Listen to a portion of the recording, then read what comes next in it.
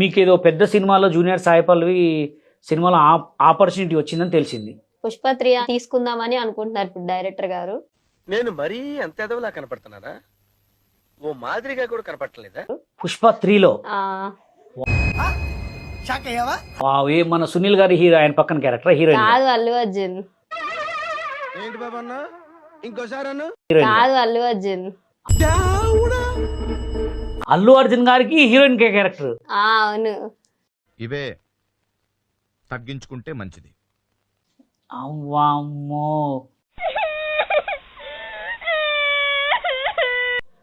ఎవరు చెప్పారు నీకు? ఎవరు ఫోన్ చేశారు అట్లని? డైరెక్టర్ గారే ఫోన్ చేశారు.